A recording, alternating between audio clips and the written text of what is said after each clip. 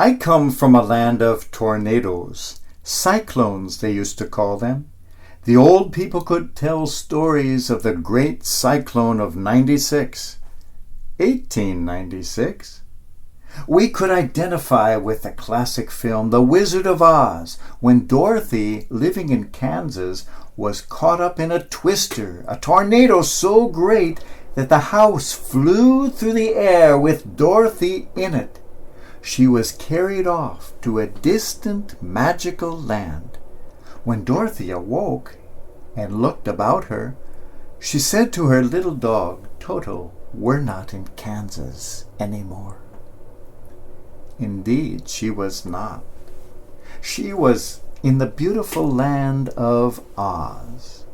Immediately the film switched from black and white to Technicolor.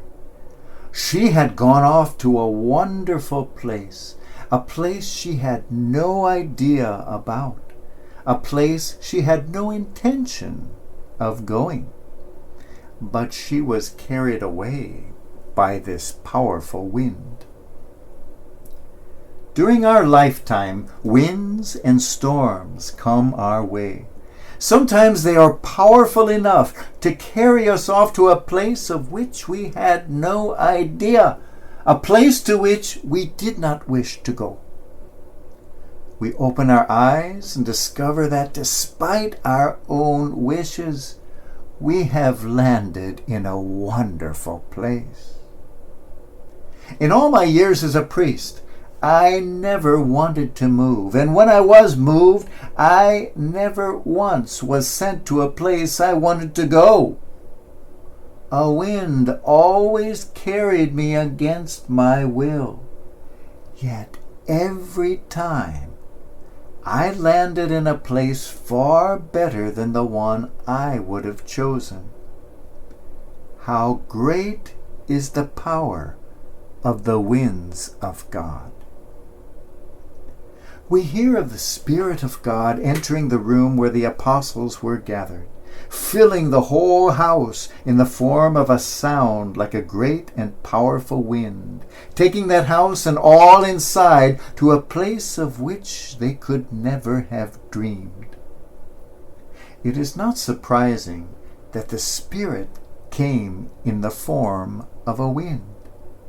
The Hebrew word used for spirit is ruach, a word that means wind or breath. This is the Spirit of God blowing through our world, a wind powerful enough to move houses, to move lives, to move hearts.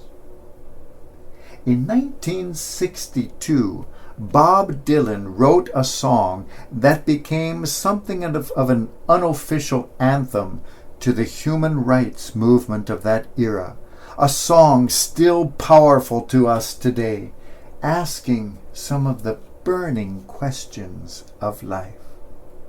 How many roads must a man walk down before you call him a man?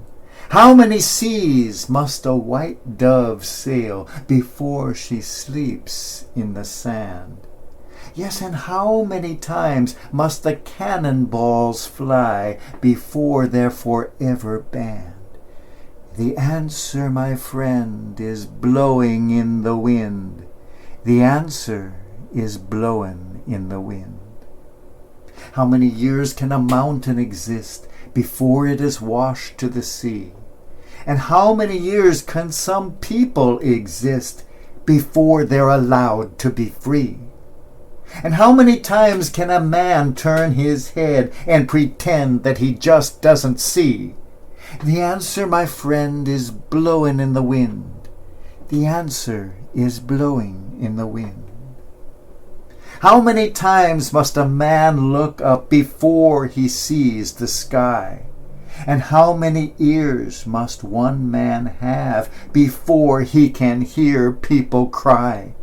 And how many deaths will it take till we know that too many people have died? The answer, my friend, is blowing in the wind. The answer is blowing in the wind. On the 1963 album sleeve, Bob Dylan wrote, "Where do we find the answers to the questions in this song? We start by asking the questions, but lots of people are still looking for that wind." Where is that wind where the answers are blowing? The answer to that question came from a very unexpected source. In 1997, Pope John Paul II invited Bob Dylan, the countercultural prophet of the 60s, to share the stage with him at a papal pop concert for youth in Bologna, Italy. So it was that these two stars of their day, Pope John Paul and Bob Dylan, were on the stage together. John Paul spoke to the 300,000 young people there, saying, "You have been told the answer is blowing in the wind. Indeed, the answer is blowing in the wind, not in the wind that blows things away to nothingness, but in the wind which is the breath and voice of God's Spirit, that voice which calls to us and says, 'Come.'" That Spirit was blowing that day in that auditorium, filling the hearts of those 300,000 young people. Joining hands on that stage were the prophet of the 60s and the prophet of the 90s, standing together to proclaim the Spirit of God sweeping through the world.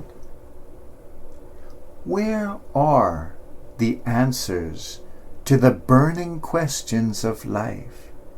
The answer, my friend, is blowing in the wind.